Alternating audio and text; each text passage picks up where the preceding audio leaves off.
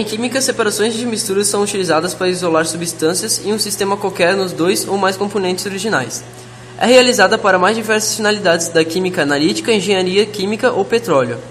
Dentre os métodos, alguns, por mais que pareçam até ter pouca utilidade, são essenciais para o processo de mineração ou análises farmacêuticas. A separação das misturas heterogêneas, em geral, são mais fáceis de serem realizados e controlados, pois consegue-se distinguir as fases enquanto o processo está ocorrendo. Quanto à origem da palavra, significa o composto de partes diferentes quanto à espécie, qualidades ou espécie, misturados, desigual, dessemelhante. Tipos de separações heterogêneas temos. Decantação é separar por gravidade resíduos e impurezas sólidas contidas em um líquido. Nesse processo, o sólido, quanto mais denso, se deposita no fundo do recipiente, pela gravidade, ou seja, sedimenta-se.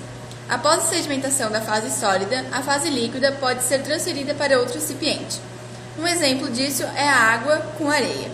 Esse processo também pode ser utilizado para a separação do líquido com líquido, onde, da mesma forma, o mais denso afunda e o menos denso flutua. No caso do óleo e água. Por exemplo, água mais óleo.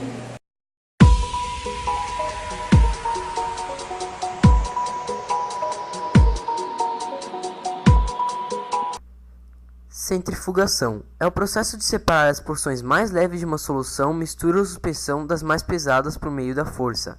Centrífuga, ou seja, é uma separação utilizada para separar o sólido do líquido. O aparelho usado para esse tipo de separação é a centrífuga, que, quando ligada, possui um alto nível de rotação, empurrando os sólidos não dissolvidos para o fundo do tubo de ensaio.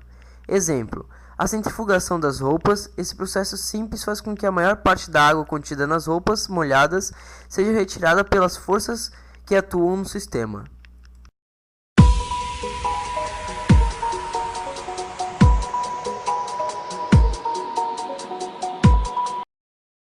Filtração serve para a separação da fase sólida, grosseira, da fase líquida. Ao despejar a mistura sobre uma superfície porosa apropriada, o filtro permite que a fase líquida, filtrada, o atravesse, porém retém a fase sólida, resíduo.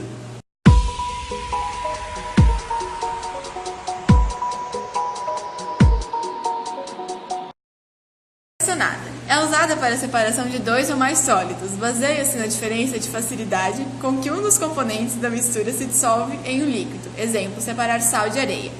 Primeiro, adiciona-se água à mistura. A água dissolve o sal, mas não dissolve a areia. Após a mistura é filtrada, a areia fica retida no filtro e a solução de sal, salmoura, passa por ele. A água pode ser eliminada por evaporação ou ebulição, restando o sal pronto para ser utilizado novamente.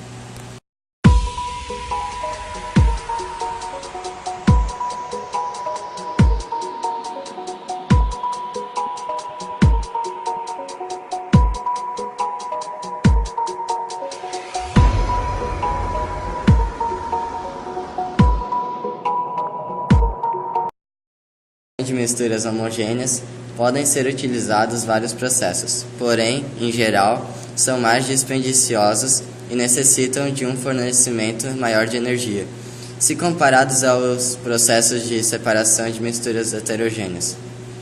Quanto à origem da palavra homogêneo, significa idêntico no seu todo, que consiste em partes ou elementos da mesma natureza, líquido homogêneo.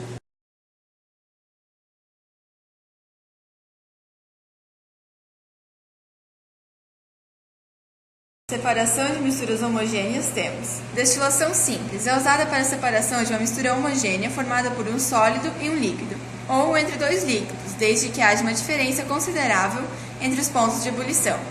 Por exemplo, separar o sal da água do mar. Nessa técnica, a mistura é aquecida, os vapores produzidos no balão de destilação passam pelo condensador, no qual são resfriados pela passagem de água corrente no tubo externo, mangueira. Ao se liquefazerem, são recolhidos no Erlenmeyer. O componente sólido da mistura, por não ser volátil, não evapora, permanecendo no balão de destilação.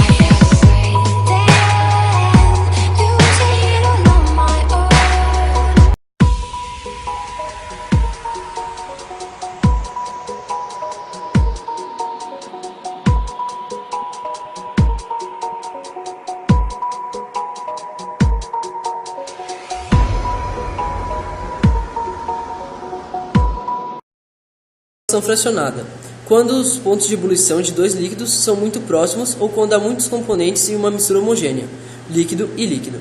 Há necessidade de um processo de destilação fracionada que consiste em uma coluna que separa cada função dos diferentes pontos de ebulição.